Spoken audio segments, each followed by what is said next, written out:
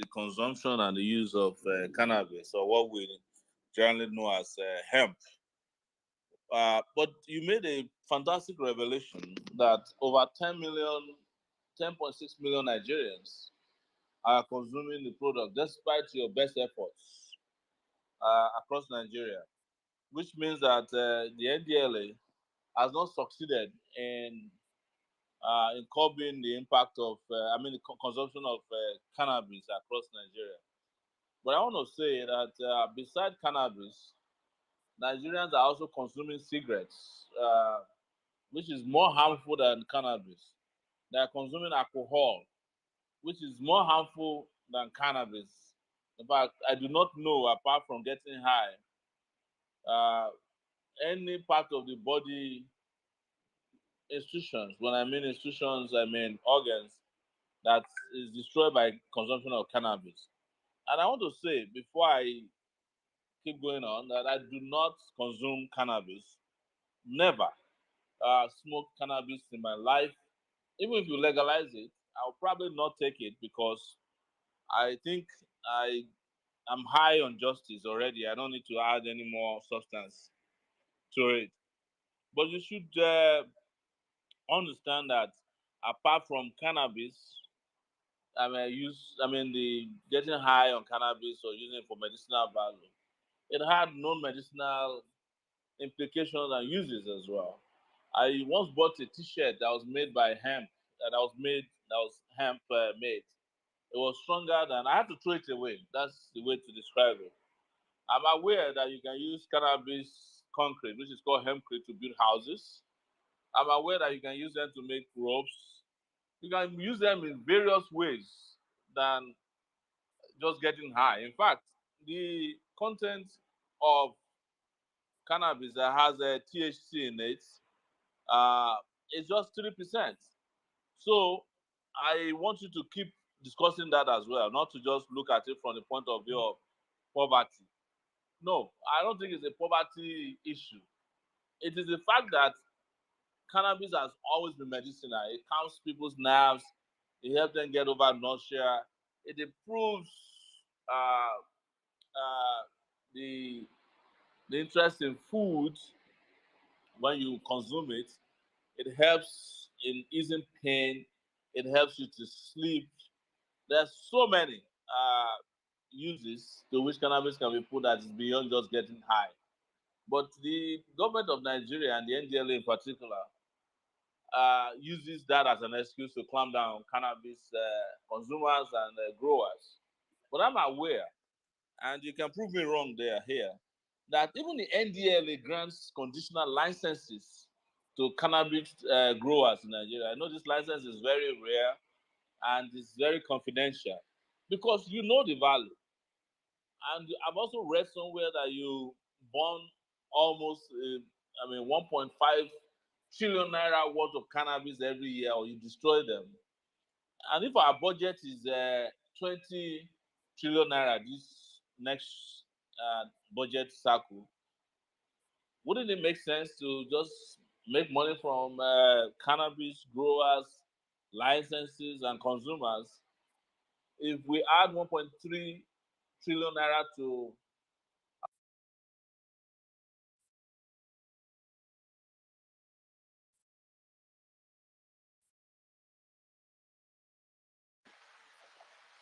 Hello, Show. I'm sure it's his network.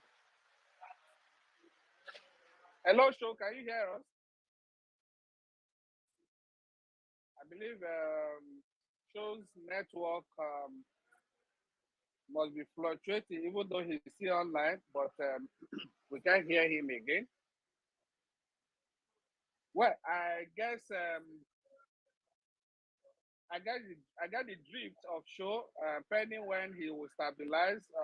Maybe Other part of it, we should discuss that the okay, US is spending so much money to deal with healthcare for cannabis consumers.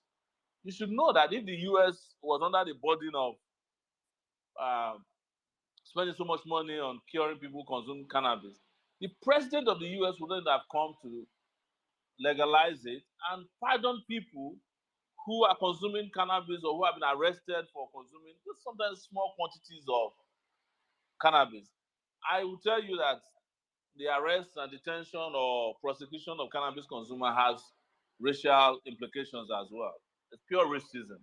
But that's not the conversation for today.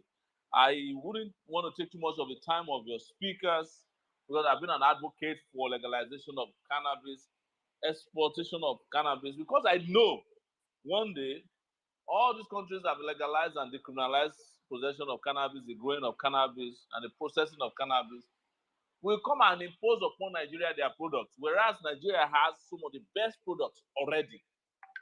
From Ondo State, where I come from, in Ipele, Ogbese, Sapele area of Delta State, you have potentials in Ekiti State.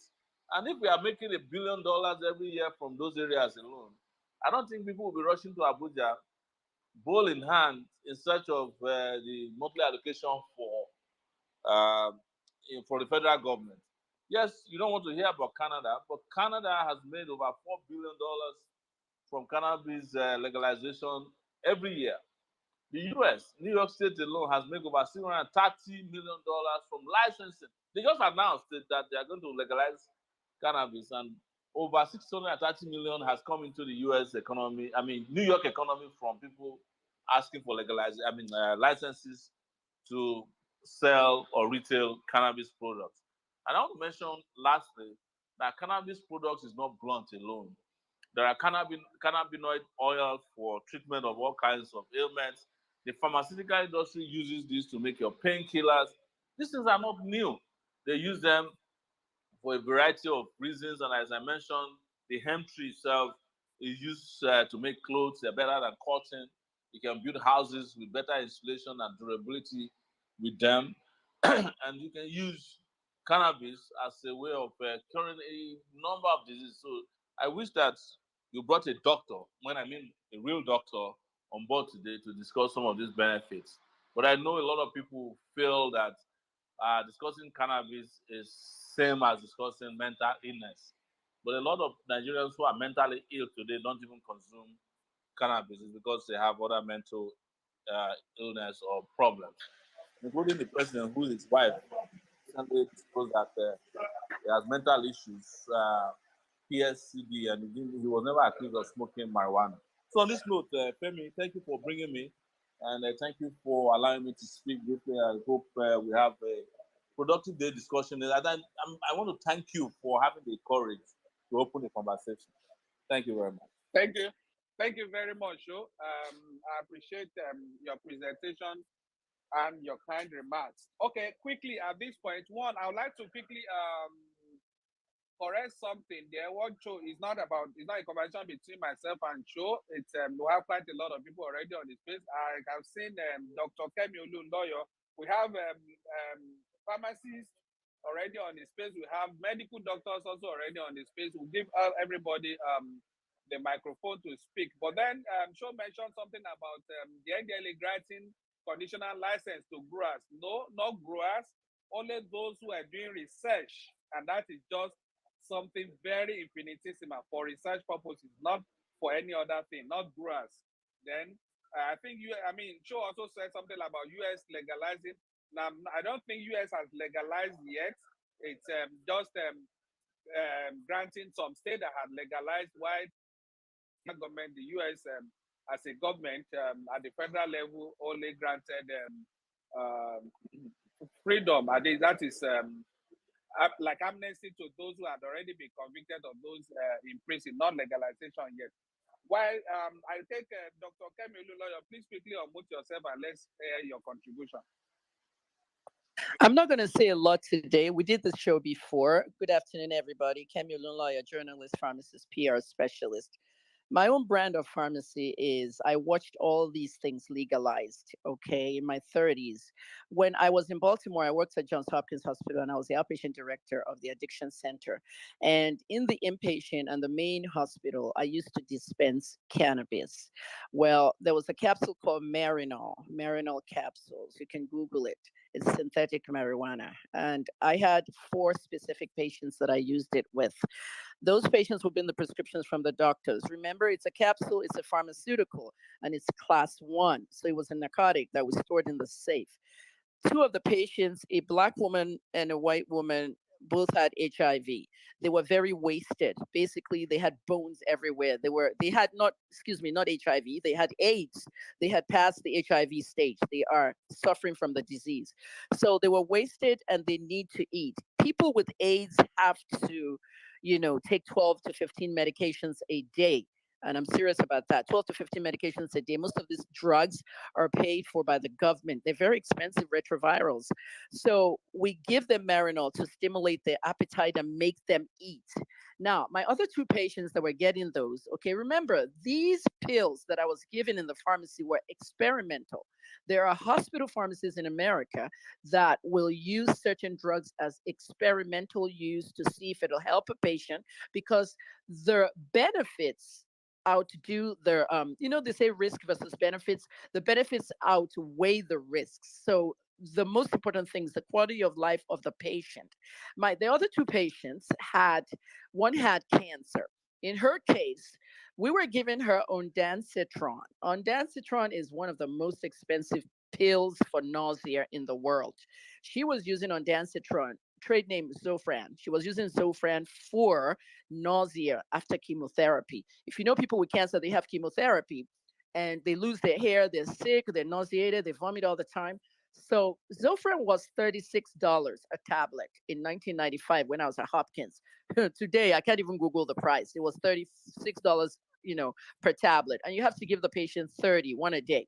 So all these people were old ladies. They had no money. They weren't rich or anything.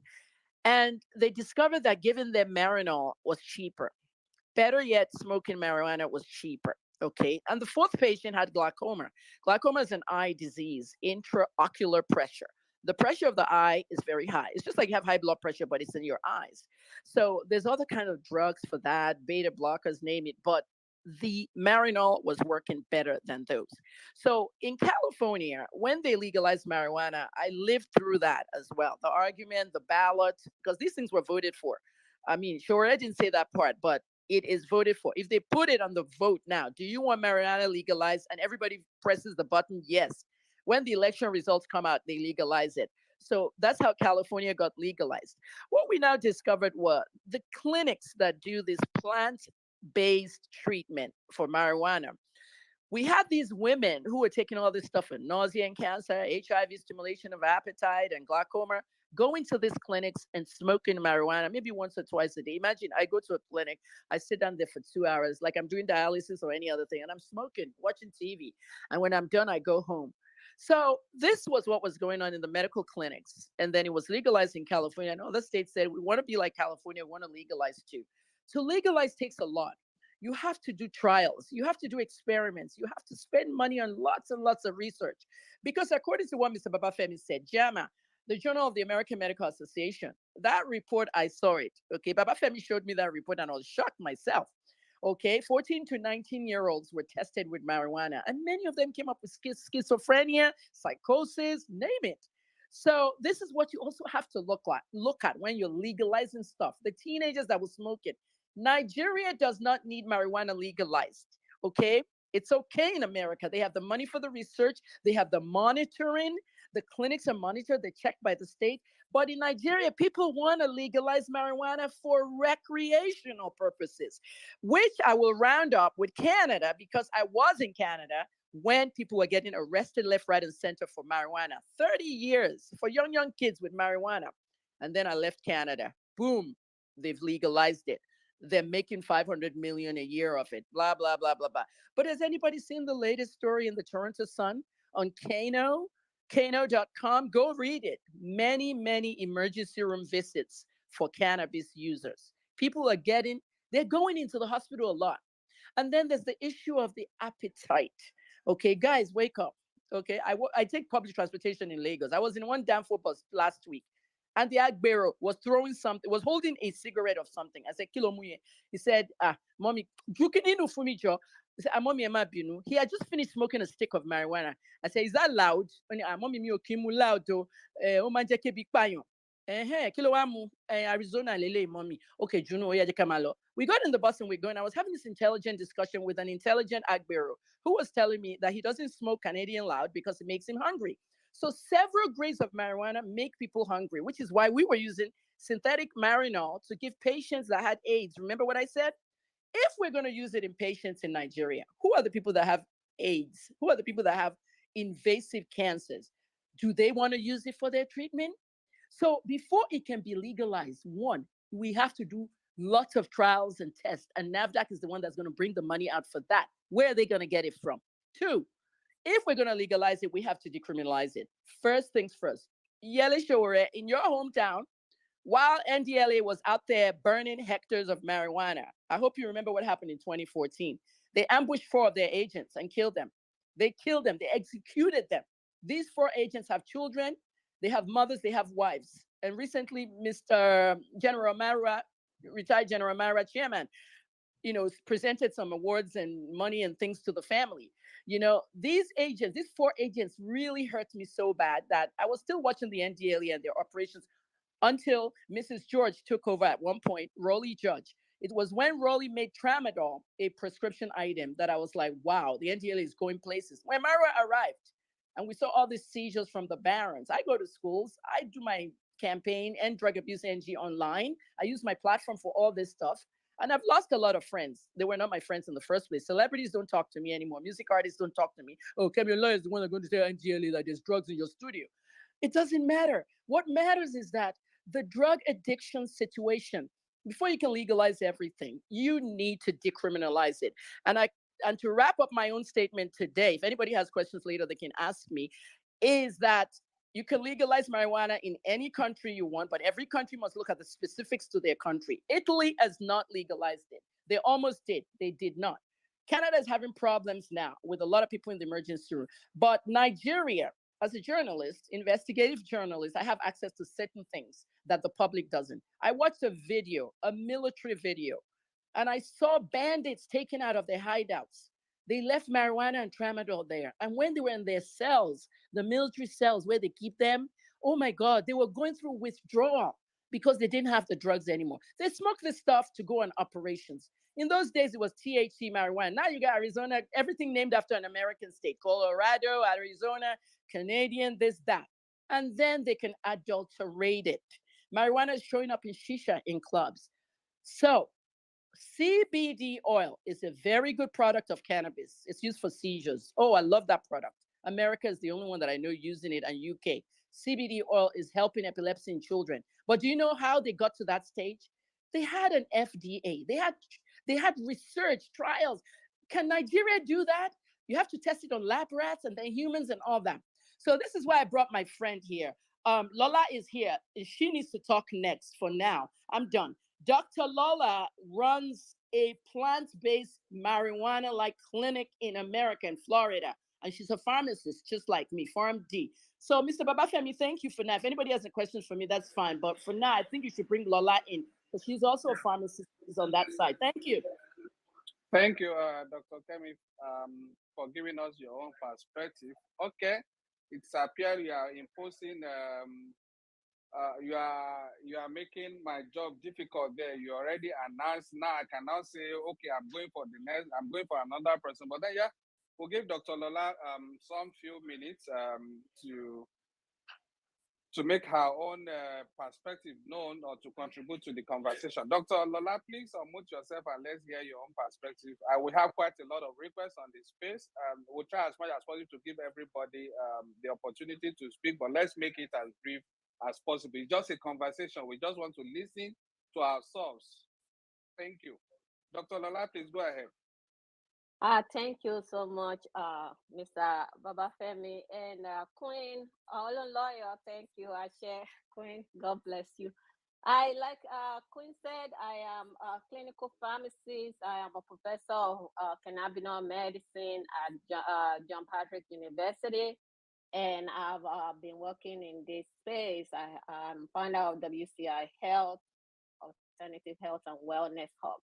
Having said that, there's a lot that has been said today, and I don't want to take too much of our time, but I'm just going to go straight to some point. The reason why cannabis was decreamed in the schedule in the first instance here in the United States is straight up politics, Nixon administration.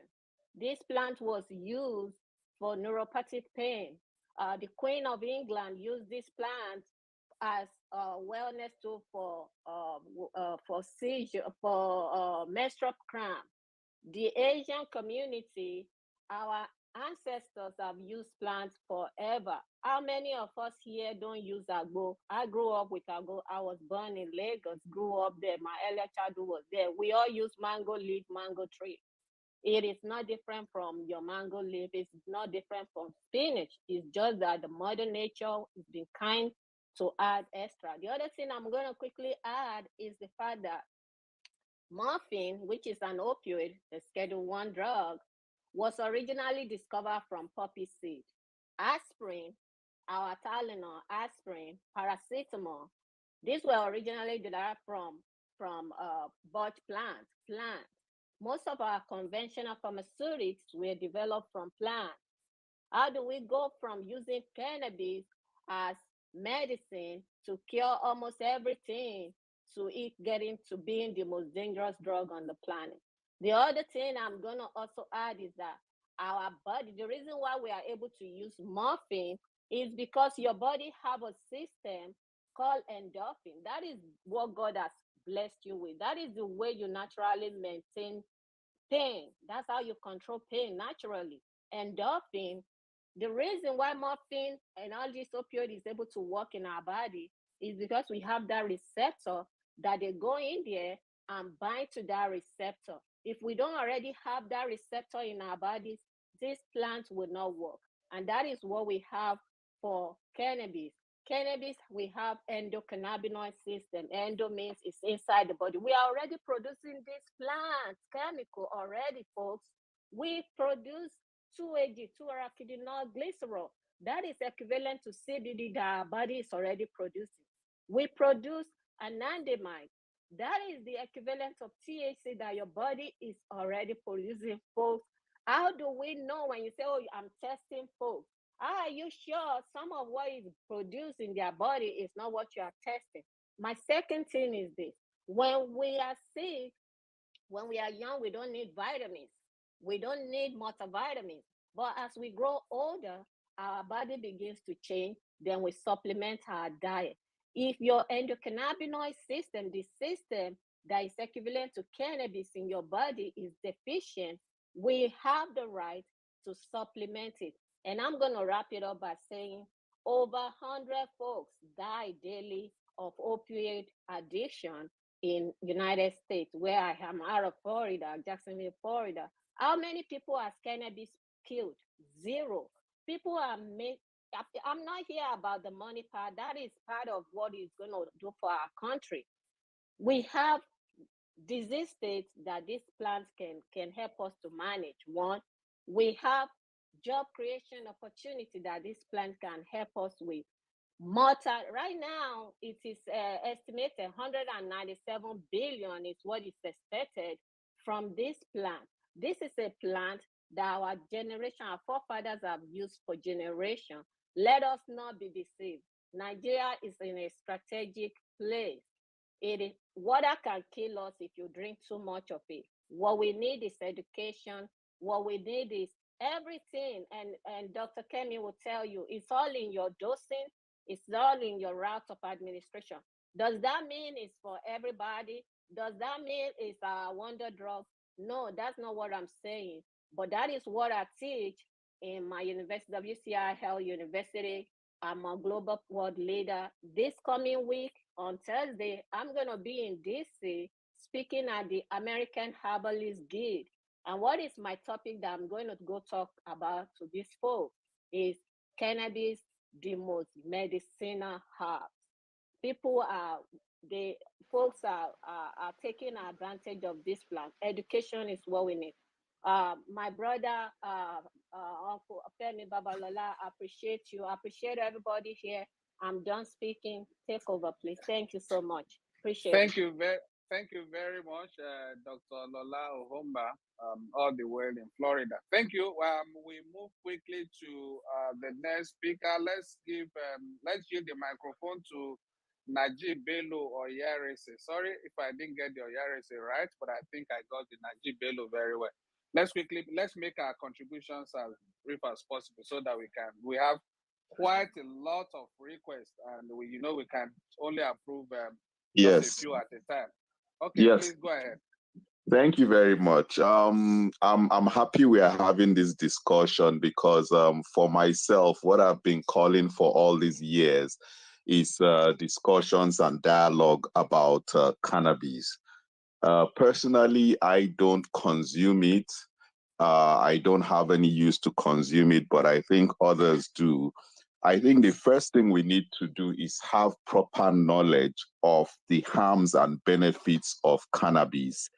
While the proponents of cannabis, they exaggerate the benefits of cannabis a lot, and they try to downplay on the harms of it, I see the regulators and most government officials harping more on the harms of cannabis and trying to belittle or, just say very little about the benefits. And in fact, most of them would say there are no benefits at all. But there are benefits and there are harms.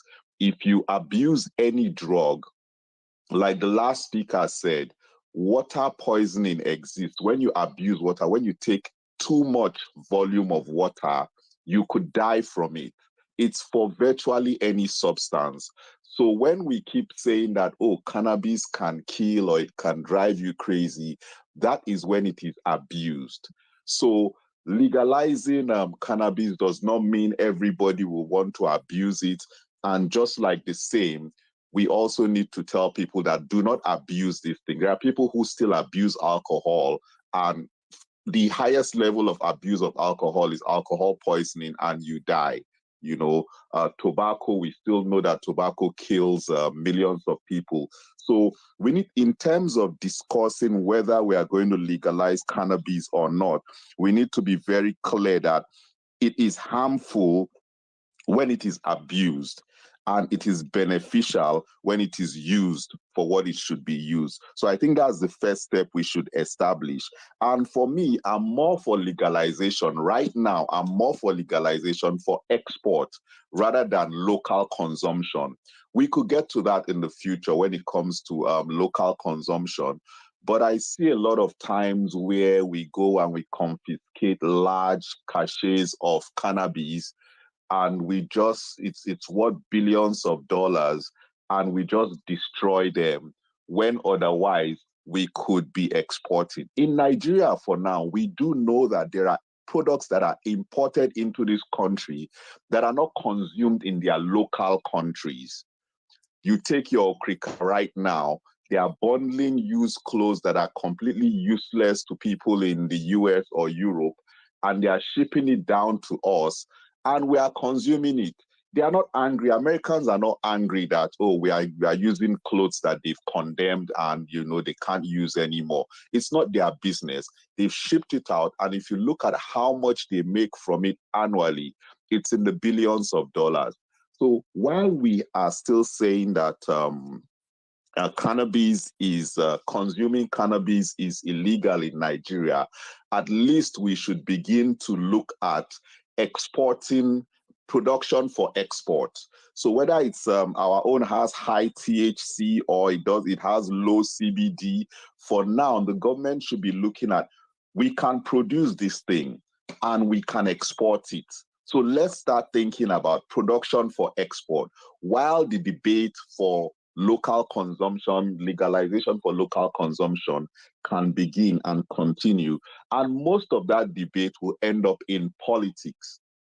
Are we looking at our politicians? For the people who want cannabis to be legalized in Nigeria, who are you voting into office? If you are voting people who do not care about cannabis or are not interested in legalization, then there is no way you come out tomorrow and say, oh, I voted this guy who never told me his stance on cannabis, and now I'm angry that cannabis has not been legalized. So it's up to you to know that the legalization of cannabis is a political thing.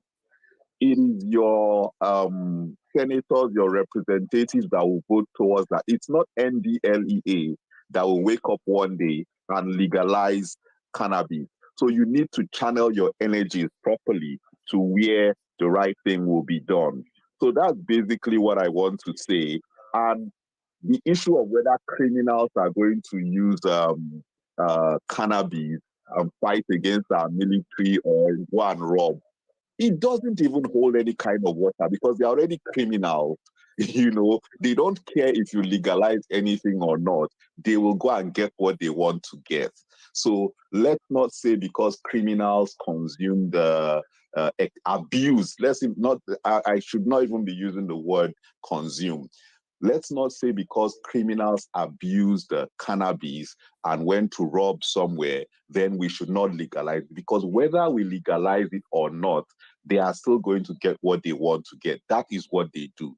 So I have basically said what I want to say. I hope I didn't consume too much time. Thank you very much. Thank Yes. you, Najib. I was almost showing you withdrawing the microphone from you, and you got me right. I think you're a mind reader. All right. Thank you for your own perspective. As much as possible, I'm not here to start engaging or debating all the arguments. For us to have our say, like I've given you, everybody on the space, the position of the government of Nigeria as of today, and why the government is standing by that position of not going near cannabis legalization for now, even though I know that the NDLA as an agency at the moment tries as much as possible to get help for those who are abusing this substance and for those who are suffering from disorder based on their consumption of this safe substance. Rather than prosecuting them, we devote a lot of resources, and one of such resources was the setting up of a call center with a toll-free line where people who are struggling with drug abuse, including cannabis, or those who are suffering from drug use disorder, can easily get help. And in addition to that, we are raising the standard, the activities across 26 of our offices where we have treatment and counseling centers. So as against what the agency used to do in the past for everybody caught that smoking cannabis and what have you. More of these days, more often than not, we try to get them help to ensure that they get treatment for those who are already having issues with abuse and dependence. Now, quickly go to the next intervention, and that will come from Shaz Awuzie. Shaz Awuzie, can you please quickly unmute yourself and let's hear your contribution? Thank you so much, Mr. Femi, for this opportunity. First of all, my contribution is from a personal experience. Last year, I was diagnosed with an autoimmune disorder. By the way, I live in South Africa. And I battled a lot with that disease. And a friend of mine who runs a cannabis laboratory in Lesotho, a neighboring country, called me and said, Charles, you will need to try the CBD oil. I didn't know nothing about it. Haven't heard about the CBD oil. And then he mentioned to me that, look, it's an extract of cannabis, and they gave me information about it. I read it up, and I started taking the CBD oil. Is on the shelves of most pharmacy stores in South Africa. And what happened is I began to feel better. Like I started feeling better than I was feeling before. And later on in October last year, I was diagnosed with pulmonary embolism, which had started as a DVT on my left leg. Now, the doctors were shocked that I made it alive because with PE, pulmonary embolism, you barely could survive, for 8 hours if it goes undiagnosed. And I survived months. Like I had it first in July, and I survived up to October. And the doctor asked me, what were you consuming all this period? So I was like, look, I had another condition. I had an autoimmune disorder, and a friend suggested that I take CBD oil. And then he was like, yeah, that is it. You know, it's possible because I learned then that the CBD oil is also an anticoagulant, which means it thins the blood. It acts as a blood thinner, which definitely contributed to saving my life. So my passion for legalizing cannabis in Nigeria is first from a personal experience. Now, that family in Lesotho who introduced me to the CBD oil, last week in Lesotho's last elections, the brother won the prime minister election. So he became the prime minister of Lesotho, having been the biggest cannabis farm owner in Africa. Literally, it's called Maluti Green Meds. You know, and his passion is to help other African countries to realize the economic potentials of cannabis. And honestly, when I saw the NDLEA announcements for this conversation, I was thrilled. I was like, yeah, we are going to get it right this time. So to cut it short, this is from a personal experience, both from the angle of health and having seen the wealth it has created for the Matakenes family of Lesotho. I hope this helps us to rethink our approach to cannabis in Nigeria. Thank you, Mr. Femi. Thank you very much, Mr. Charles Awuze in South Africa. I will now go to take somebody I respect so much, a professional, a medical doctor, and someone who is also who operates or runs a rehab center. That is, I'm talking of Dr. Dokun Adedeji, who, by virtue of his profession and by virtue of what he's doing at the moment, he definitely has a rich perspective. I mean, something to contribute to this conversation. I was looking for Dr. Dokun before, and suddenly, after the two pharmacists spoke, Dr. Kemi and Dr. Lola Ohomba from Florida and US, I was looking for the view of Dr. Dokun, and suddenly I couldn't find him on the space. I get that was network, but now he's back and he's on the speaker's corner. So I would like to yield the microphone to Dr. Dokun. Let's hear from him also. Then I've also seen Ibiba Odili and John Ogunjimi. So please prepare, get rest, as well as drug-free Arewa. Please, let's get ready as soon as Dr. Dokun use the mic. Then I'll come to each and every one of us before we go to the next set of people. Dr. Dokun, if you can hear me, please can you unmute yourself and let's hear your perspective on this issue.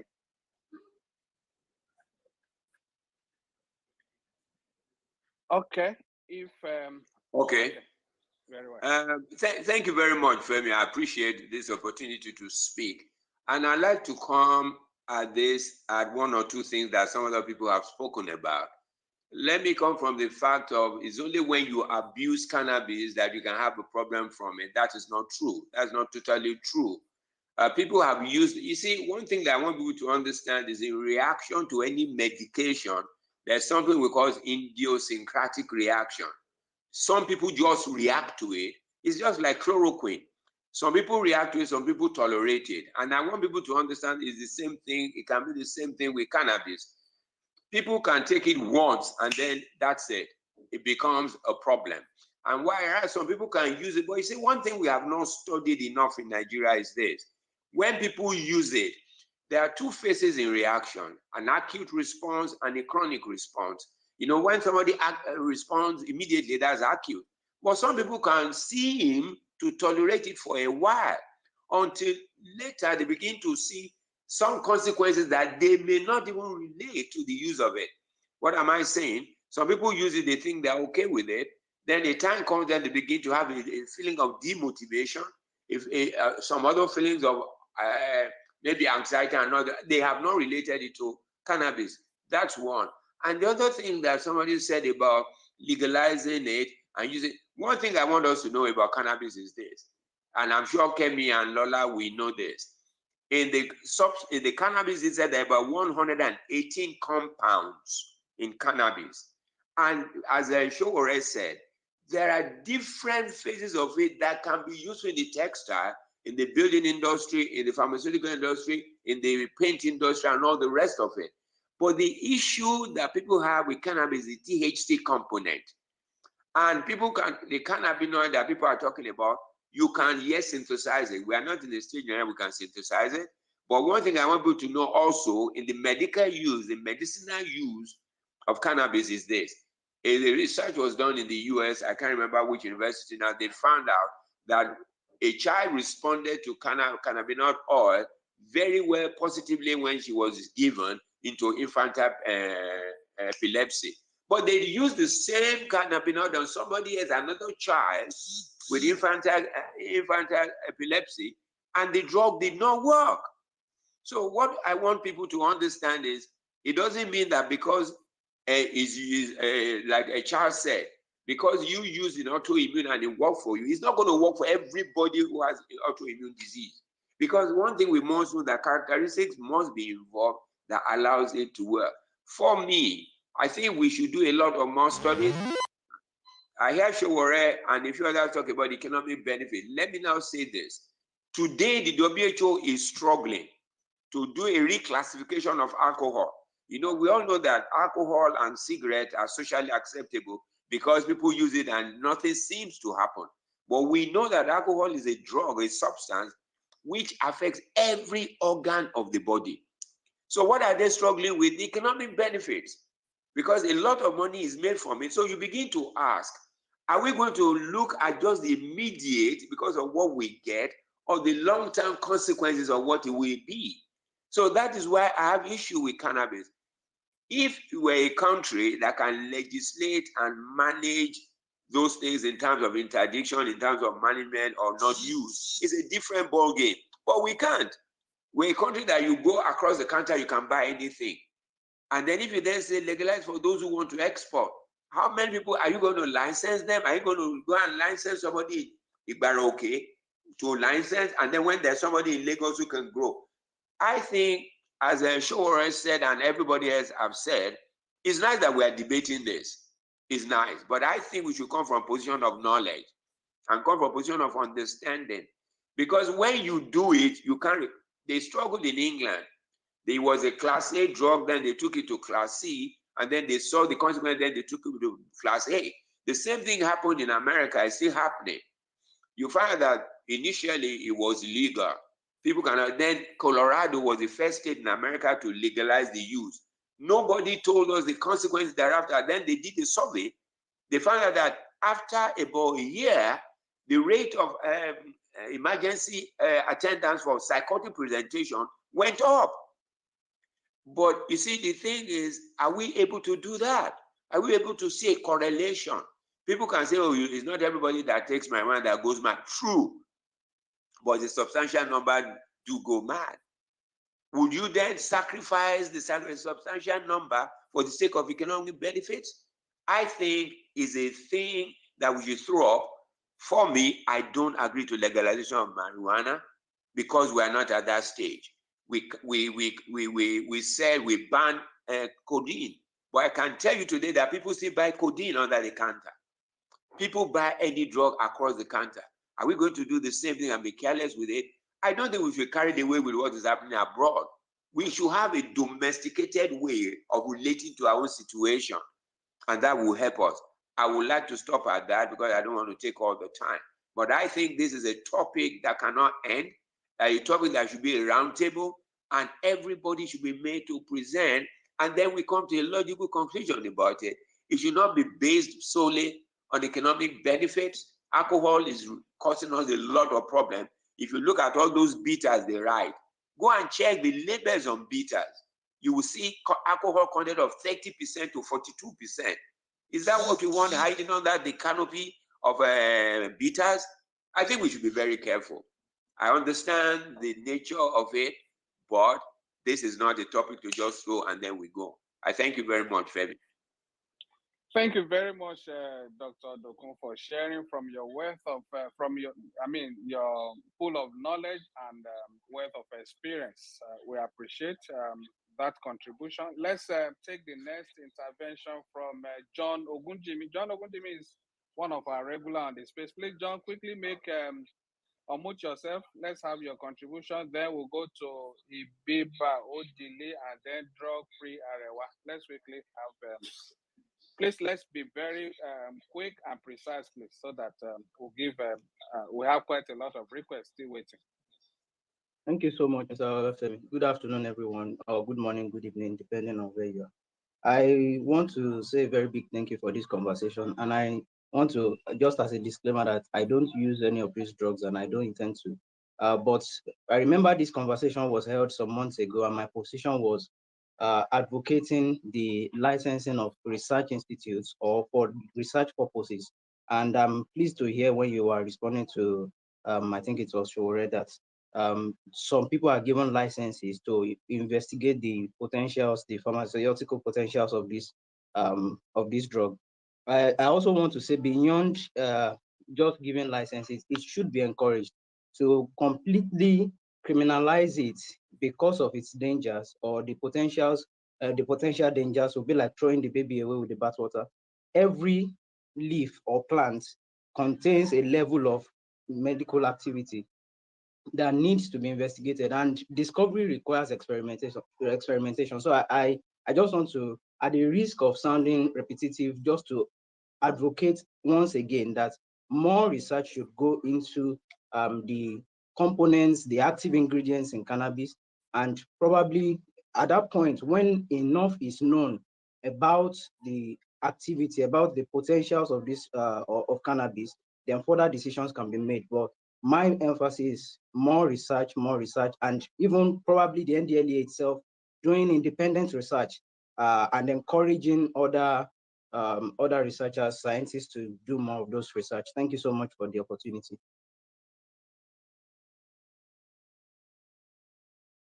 All right, thank you very much, John, for your contribution as usual. Let's quickly take Ibiba Odili. Let's have your contribution, please. Good afternoon, sir. Am I loud? You are loud and clear. You are being heard across the world. Please go ahead. Oh, thank you for bringing me onto this platform and to this discussion, which has been on for a while and it's been very contentious. So let me go straight to the point for want of time. If we talk about legalizing cannabis in Nigeria, I think we'll be putting the cart before the horse. Like other speakers have said, there are a lot of gaps in our structure that we need to address, because whatever we're doing, it has to be holistic. We cannot just take the issue of legalizing cannabis. And just like we have explained in the past, NDLEA has decriminalized the use. For those who use, we treat them. And if we're talking, some of the countries that have decriminalized cannabis had bigger issues with some other drugs, like opioids overdose, which was leading to high deaths for them. So it was like a case of choosing between a lesser evil. That was what led to that. It wasn't as if they just woke up and they like to decriminalize cannabis because of its effects. And like other speakers have said, true, for everything you have the advantage and disadvantage. So I would rather think that, yes, for now, Nigeria, the truth is that we don't have the structure. There are a lot of gaps. We don't have what it takes, and we have to protect lives. Just like when we had the issue of COVID-19.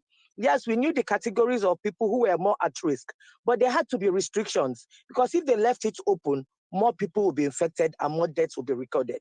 So for now, I don't think we have the that privilege to legalize cannabis, because we need to protect those who are very much at risk, and we have a lot of them, because other issues, social issues, cultural issues would also be taken into consideration.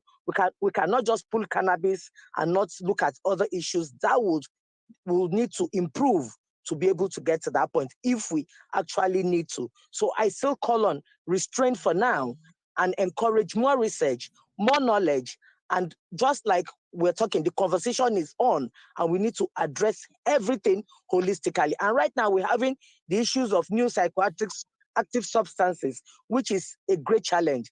If we legalize,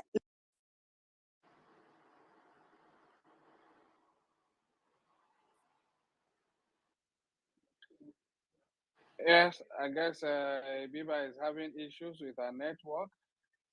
okay. Okay, go ahead, please. I can hear you now. Please go ahead. I think you want to round up now. Yes, I'm rounding up. Okay. Okay, I mean, we have to take everything into consideration. Our social problems, our cultural problems, all of these will help us to add up by the time we're taking decisions. And it is a structure, it is a process which we have to keep on working at.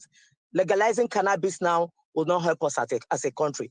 We have greater issues that we need to address. And by the time we address them, we can now come to a decision in spite of whatever issues or ideas we think. I think as a country, we need to put some restraint and hold on while we work on the other aspects which we need to do. Thank you. Thank you.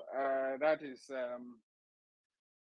addressing all the issues on ground holistically before we take the risk of legalizing cannabis. I think that's probably summarizes what Ibiba Odile is saying there. Okay, let's move to, I think it's Olu Sheung Akin. Let's hear your perspective quickly.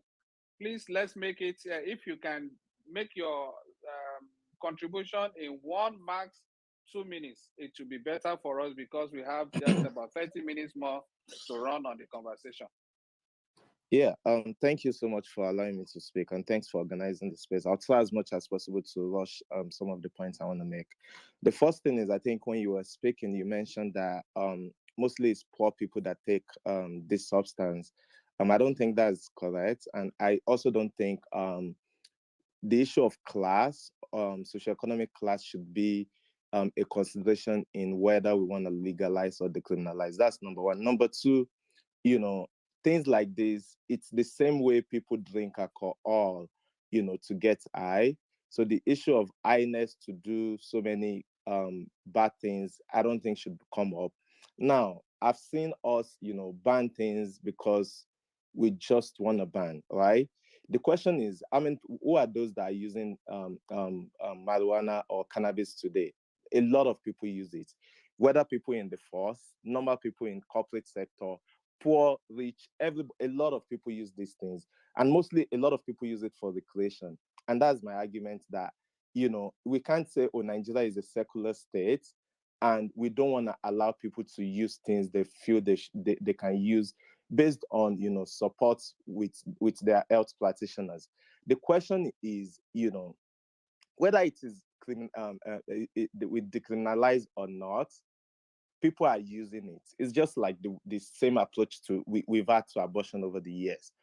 People are using it, and it's better if we're able to decriminalize and probably now start afresh and control, like sales, like we should have done for alcohol and so many other things. Like everybody sells alcohol. That shouldn't be the case. The laws provide that everybody should have an alcohol license, but we don't follow that. So maybe with cannabis or marijuana or whatever it is, we can use it. And I don't want to use wealth or the tax benefits as an argument. I don't think that's an argument for decriminalizing. And those are my thoughts. Let's just, you put structures in place that would ensure we're able to control. People can go into dispensaries, walk in, walk out without any fear of shame. I've seen people say, oh, I don't use before they speak. Is more like we're trying to like also shame people that use. There's no shame in using some of this. There are health benefits.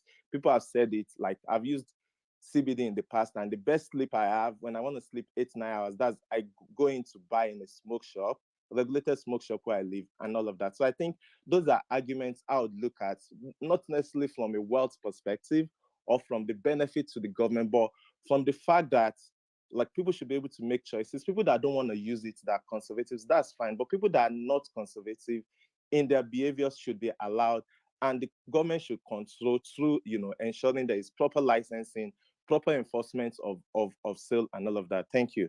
And thanks for at least bringing this conversation up. Thank you, Sheung. KJ. Dr. Kemi, you are interrupting. I had a quick question. Sorry. I'm sorry, I was Quick on mute. I question had a real quick for who? for Charles, the person in South Africa that used CBD oil. Hi, Charles had Pastor spoken Charles. before. He has spoken before, Pastor Charles. Yeah, it's shown that just spoke now.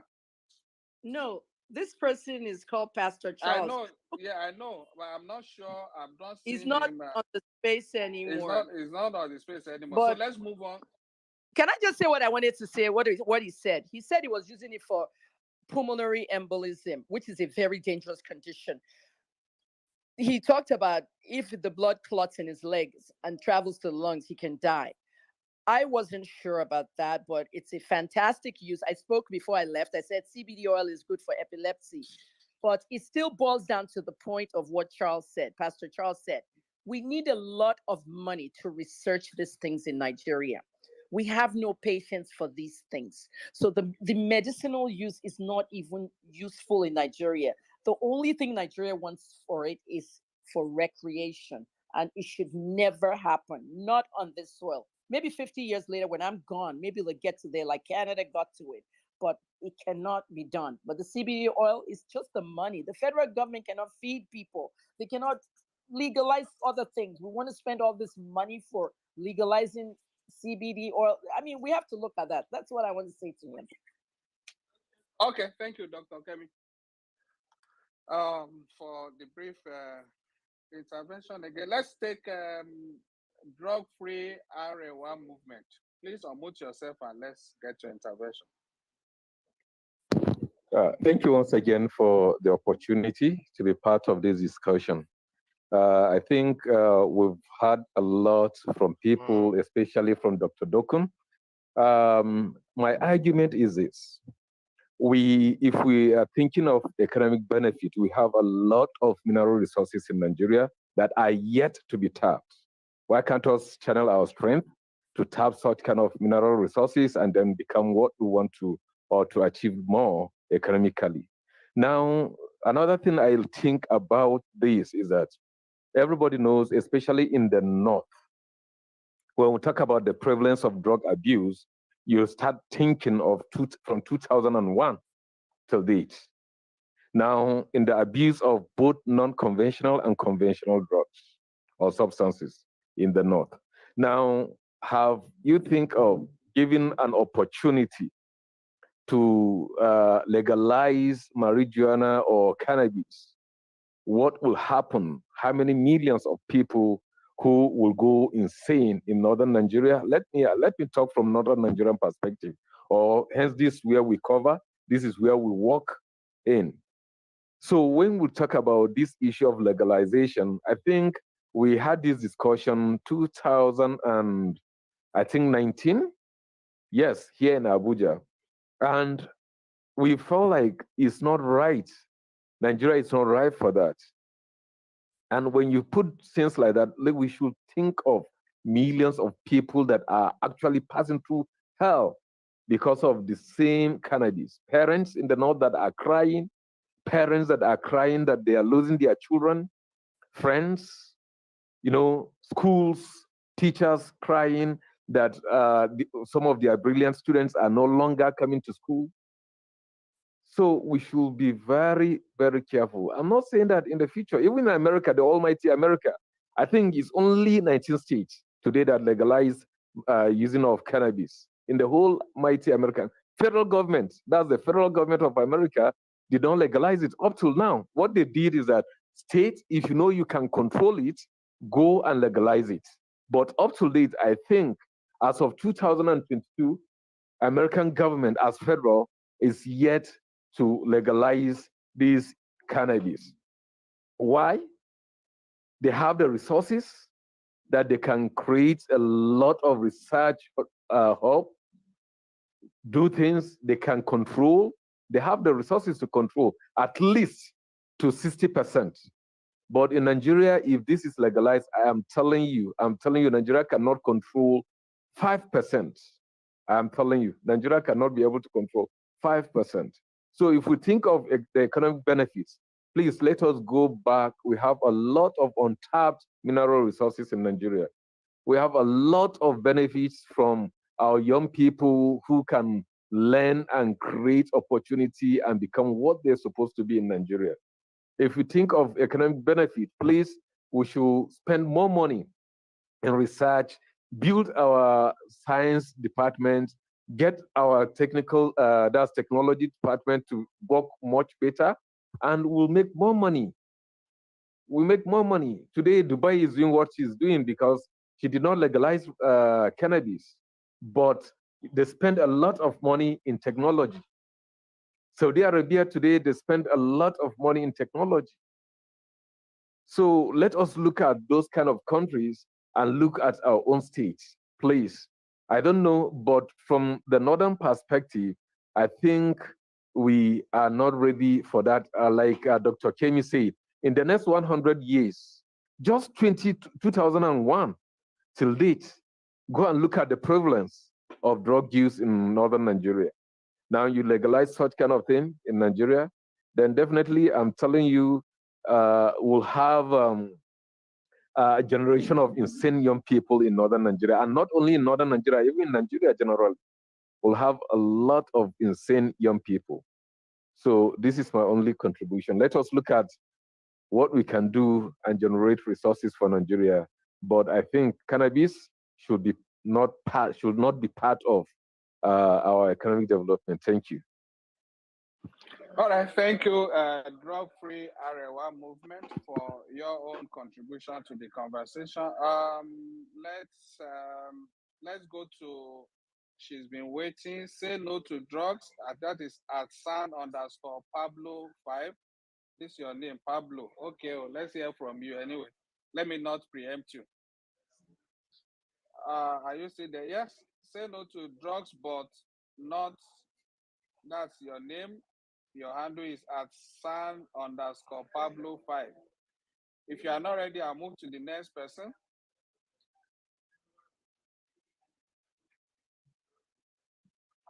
Okay, let's go to seeing another regular member of the platform. That is Mrs. Hasia Adamubio. Please, can you unmute yourself and let's get your perspective.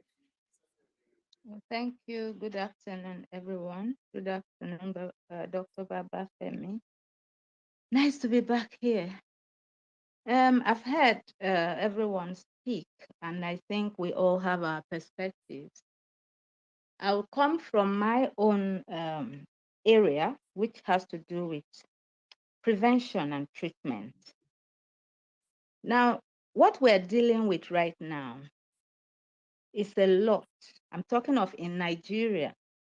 I'm not talking about other countries, because I also belong to the Canadian Association of Councillors, where I work as well. And here, I'd like to say that we have inadequate human resources. We have inadequate rehab homes. We are yet to get to the mark where we are going to be ready to handle the repercussions of legalizing marijuana. As it is, we're dealing with a lot more than we can handle. And that's the fact. Even the DSM-5 will tell you, I think it was Morgan that said there, that there are still plenty of new issues and concepts that are still being worked out.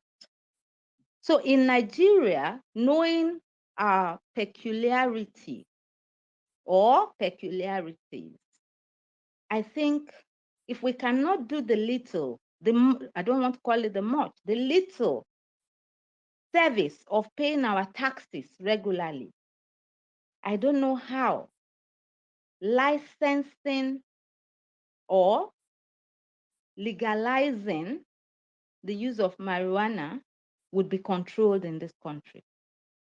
I think we need to buy time, create or make better the facilities that will handle the after effects, because there will be boomerang effect, whether we like it or not. It will favor some, it will not favor most.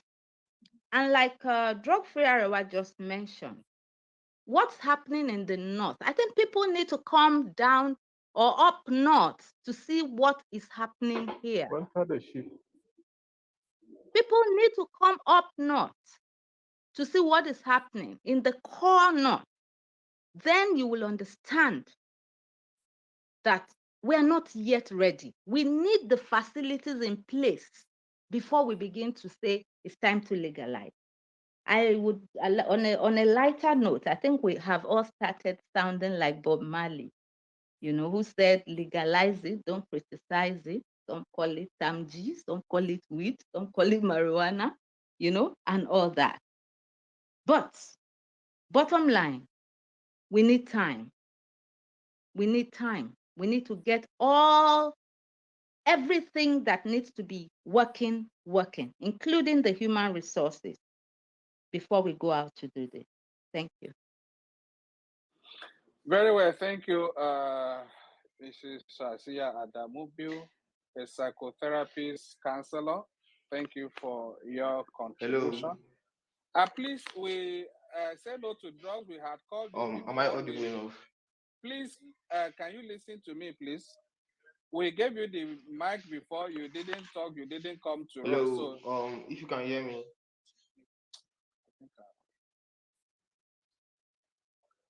Sorry for that interruption. I had to take him off from the speaker's corner.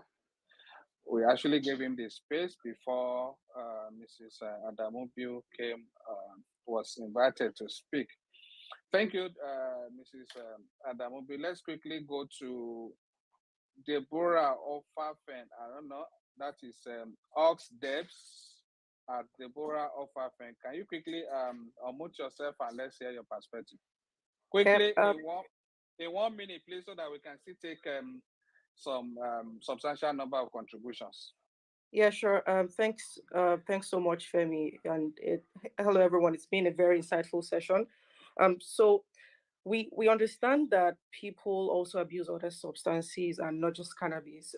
Take alcohol, for instance, but it is easier to educate or create awareness or even advise people to drink responsibly. But that's not the same case with marijuana, because it's not even legal in the first place. So aside all the good ways to use cannabis for health purposes, CBD oils, or what impact this could have on the Nigerian economy in terms of tax revenue and even GDP growth, I think legalization could have the potential to reduce abuse. And so this is what I'm saying, because through proper education and sensitization, I think people get to understand the whats and hows, or how not to consume, right? Particularly among younger people. And that way, the government can also sensitize and educate against abuse in terms of creating awareness about maybe healthier ways to consume cannabis in place of cigarettes or harmful substances like cocaine, for instance. But in summary, all I'm saying is that we should also measure the long-term pros and cons holistically, as well as deep research and solid structures that can be put in place when we think the time is right. I mean, that's if there's ever going to be a right time to legalize marijuana, right? But because whether cannabis is legalized or not, data already shows that Nigerians are consuming cannabis. But in my opinion, what if legalization of cannabis consumption could reduce its abuse or the rate at which people consume other harmful substances like cocaine, for instance? Thank you very much. Thank you, Ox Debs. But before you go, I'd like to ask this question. You mentioned something like maybe legalizing it or controlling it would help. They will reduce drastically the number of those abusing it or using it, consuming it. But then, even the cigarettes you mentioned, you notice that it's even written boldly on the pack that those who smoke this are likely to die young. And yet, with that boldly written there, people still go ahead and smoke cigarettes. Beyond that, again, you also know that there are some pharmaceutical opioids that are controlled, and like tramadol and codeine. But I'll tell you, apart from cannabis, tramadol is the next most abused substance. That's why the fact that it's controlled. You see, only 50 to 100 milligrams is allowed in Nigeria for medical uses, but then you have people bringing in 125, 150, 225, 250. I mean, I'm in a position to tell you that the agency has been seizing millions and millions of pills of tramadol, despite the fact that it is controlled, even those that are outrightly banned. So what have you to say to this? I need you to respond to this, us there, before you go. Okay, so what I will say to that is I understand that there's a lot of education around drug abuse, right? But my point, which I'm also going to reemphasize, is the fact that education and sensitization could really help in reducing the rates. Because right now, the reason why I don't smoke cigarettes is because I understand the harmful effects versus maybe whether it's not legal, for instance, or I don't understand the pros and cons, right? But I think education could really help to salvage the effect and, abusive use of marijuana.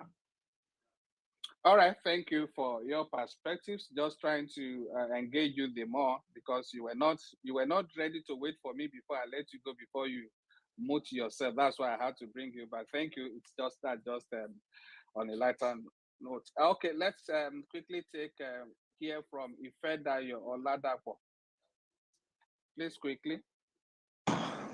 Yeah, thank you so much for giving me the opportunity to speak.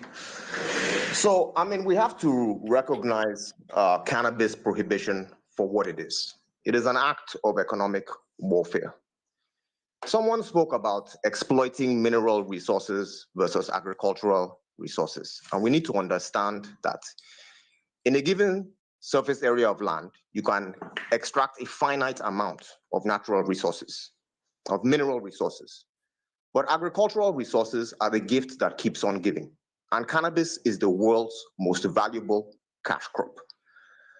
Now, there's a lot of institutional evidence that this is, in fact, a deliberate act of economic warfare to prevent Africa from participating in this highly profitable market for the world's most valuable cash crop. There's a very interesting book, I posted it in the comments, called The African Roots of Marijuana by Chris S. Duval. And one of the very interesting things he discusses is where to expect resistance in the legalization movement in Africa.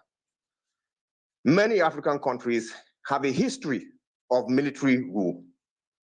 And during the military rule, very often it was those who were related to or affiliated to people of power in the military who actually controlled the cannabis trade. Yeah, this is very well documented, both in Nigeria, in the Congo, and many other African countries. The truth is, a lot of people working against legalization are actually profiting off the status quo. Because if you can control enforcement, you can also control it selectively. If you have an illegal market for cannabis, this has only negative effects on the country, whether you're talking about health or the economy or whatever. From an economic perspective, not only are you taking tax revenue away from the federal government, but you're also potentially putting revenue untaxed in the hands of criminals and terrorists. Apart from that, whatever health risks it is that you are describing about cannabis, these are best addressed by consumer education and enlightenment. I'm surprised how few people are aware what the actual health risks that Nigerian cannabis users face are. Nobody has said what the primary risk is. What can actually go wrong? People are talking about psychosis, completely fictional conditions that are associated with cannabis. You know, it's sad that we can't have a discussion on a more objective level. Can we wrap up now? If you want to take me off, you're free to take me off. I have more to say. You know, we are timed. We're trying to time out. We have just less than 15 minutes, and we need to give the space. Very well, sir. Thank you for the opportunity. Okay. I think I've said enough. All right. Thank you very much for your understanding. I appreciate that. It's not nothing deliberate, not because this is a conversation we're trying. No, I'm still here in case you want to hear from me again.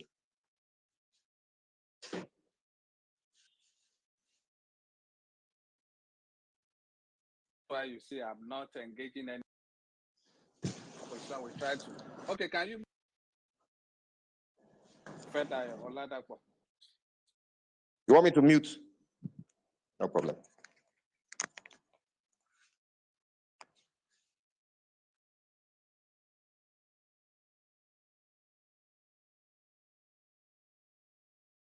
I have seen African Action Congress, I believe. Yes.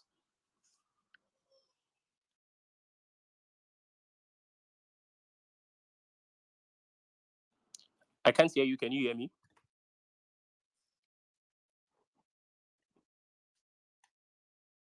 Hello, can you hear me? Max, we're hearing you. All right. Thank you very much. Thank you very much. So Max. Thank you. Oh, how do we do this in 1 minute? Anyways, thank you for the opportunity, NDLEA, and for every other person who have spoken to the whole thing that's this whole discussion is. And we are very happy at the African Action Congress that we are leading this conversation. We started it in 2018, and we were branded the Igbo Party. But it's a good thing that we all are now coming back to move with what the world is saying. Ifedayo has said almost everything that I would have wanted to say, but let me just quickly say this or add this to it. What has continued to become the major or the contentious point right here this evening is that we are not ready. We are not ready. We are not ready. And then I ask, have we ever been ready for anything in this country? Has there been a time we've been ready for anything? Oh, the old world was talking about climate change, green energy at some point. We were not ready for that conversation, but today all our physical infrastructures are getting, eroded by flood. Today in Bielsa, a full road expressway was gone already by flood, which was caused by climate change and many of all of these things that we're not ready for. But to just put it in a clear line is that when there is, when leadership does not make sense, you will never be ready for anything. Another point I will just make here, because there's no time, I would have loved more time so that I can give our policies around marijuana and all of that, is that there is a difference between legalization and legislation. You can legalize a substance and not legislate around that substance. These are two things people need to understand. For example, alcohol, legal, social drug, everybody can take it.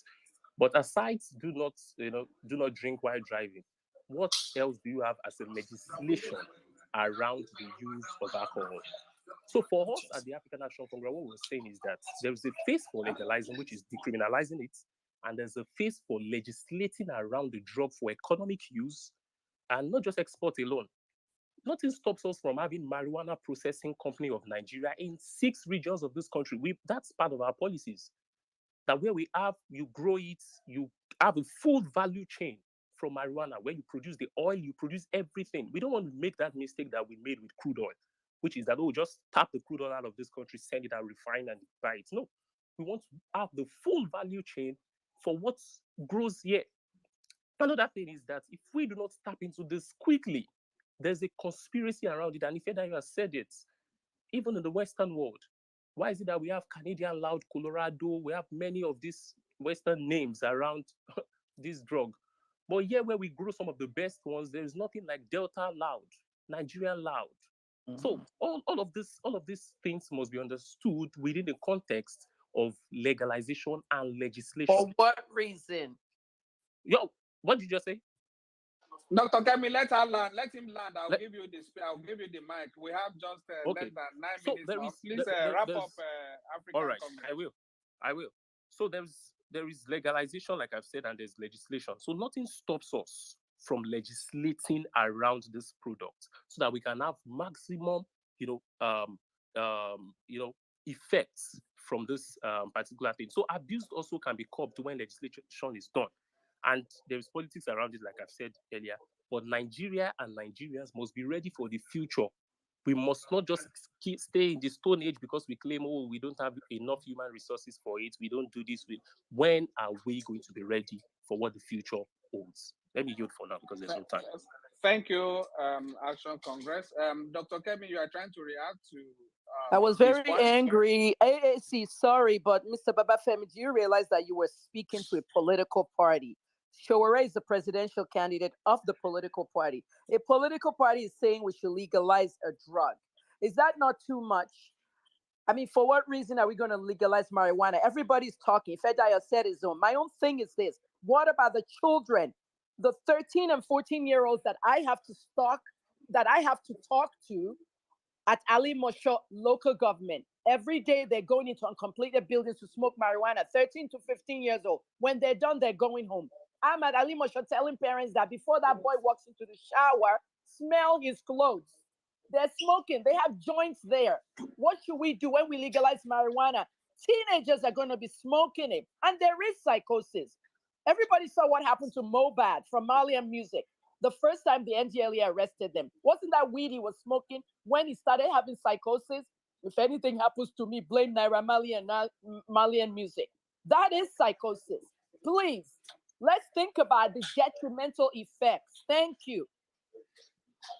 All right, thank you, Dr. Kemi, for your intervention again. I'll probably be taking the last contribution now because of our time.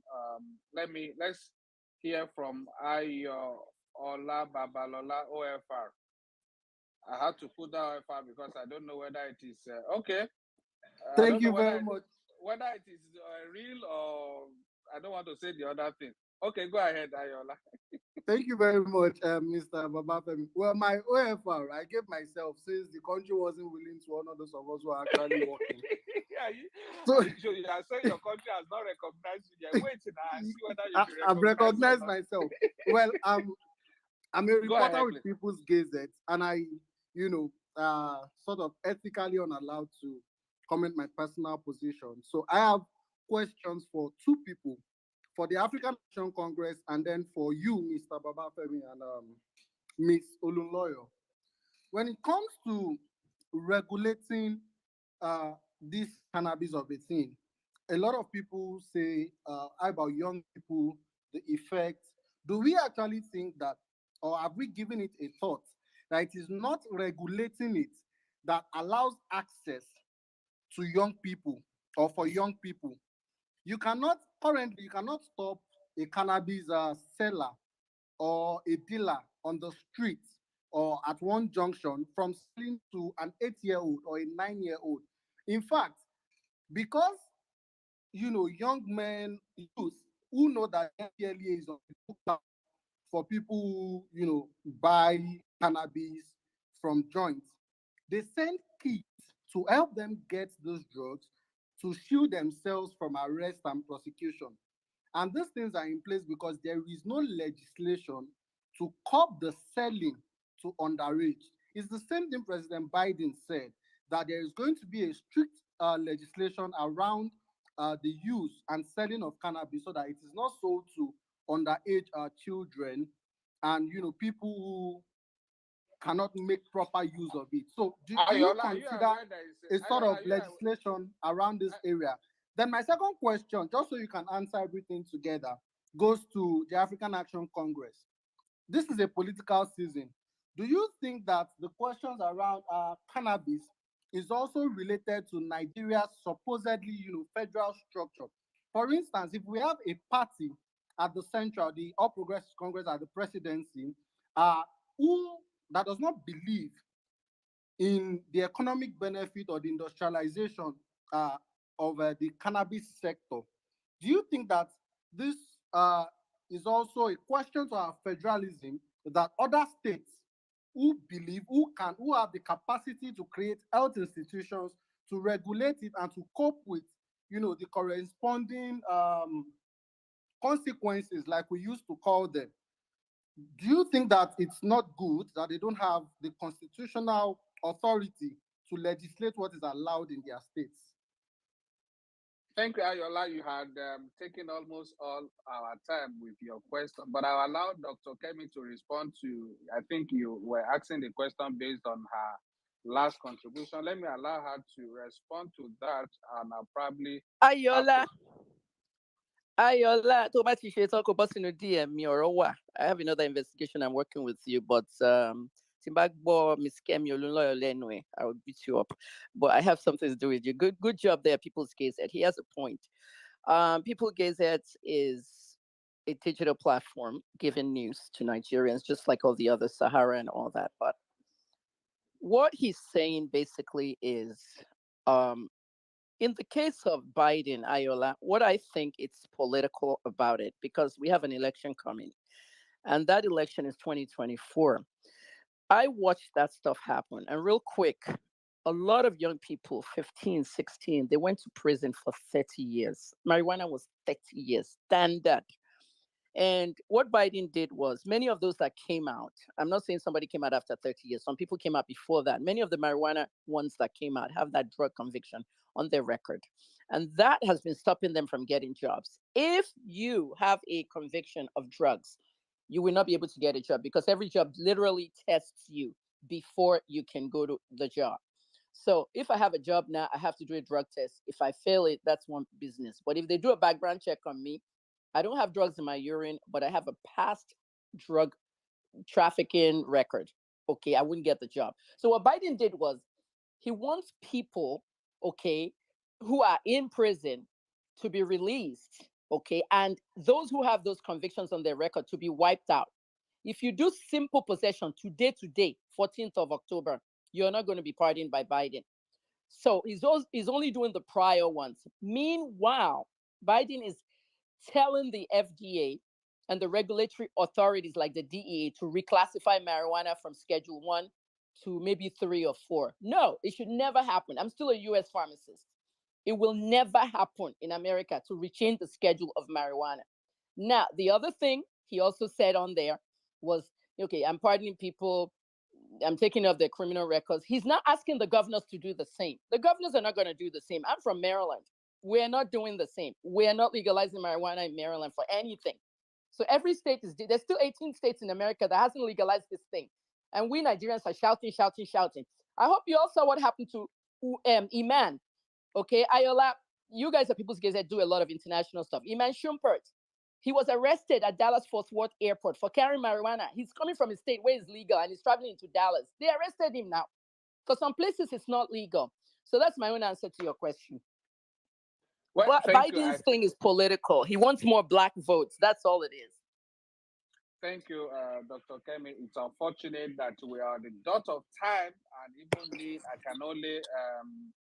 can only state again that the fact that one in Nigeria today, whether you plant, cultivate, or export or deal in cannabis, remains a criminal offense for which someone can go to imprisonment for between 15 25 years. So let's be careful. And as far as possession is concerned, that is for those who use cannabis, even though it's a criminal offense in Nigeria today.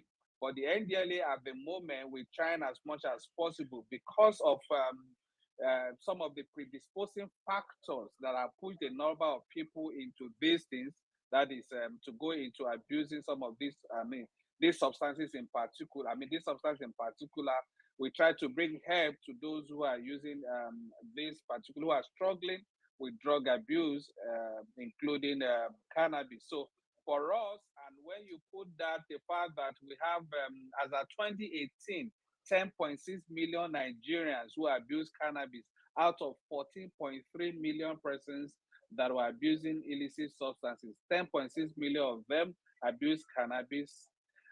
Put that against the fact that we're having security challenges in Nigeria today. For us, we believe we will rather vote or stand with law and order, stand with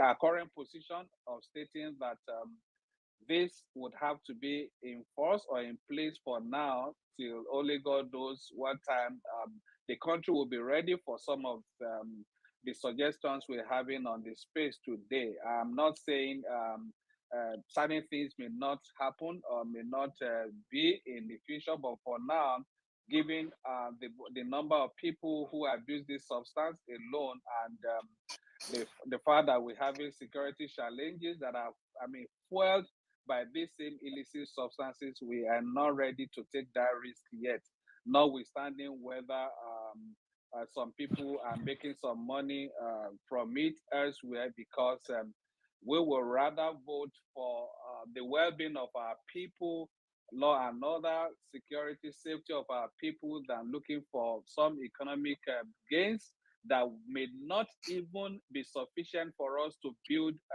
rehab centers. At the moment, virtually all the rehab centers are filled to the brim, and there are more people out there than those in the rehab centers.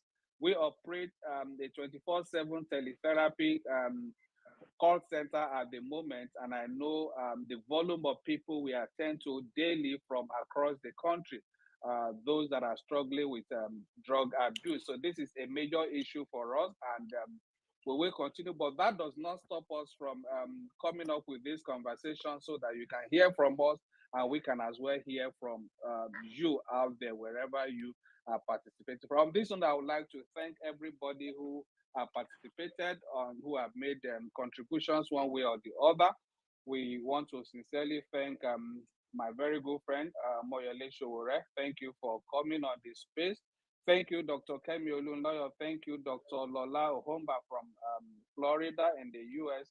Daji Bello Oyarise, thank you for making your contribution today. Thank you, Shaz Awuzie from South Africa. Dr. Dogun Adedeji, a very resourceful and respected medical doctor. Thank you for coming on the space. John Ogunjimi, thank you for coming as usual. Thank you, Ibiba Odili, for your perspective. Sheung Atolu, Sheung Akin, thank you for coming.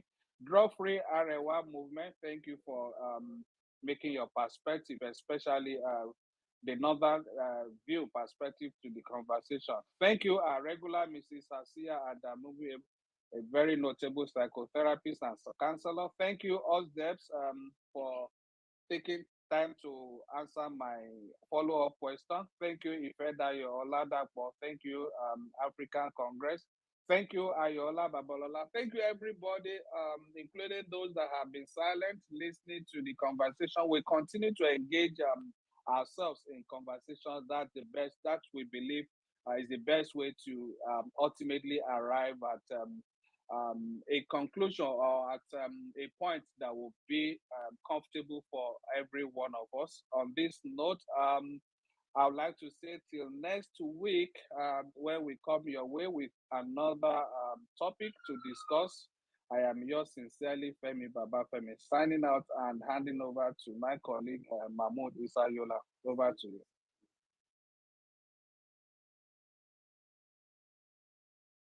Thank you.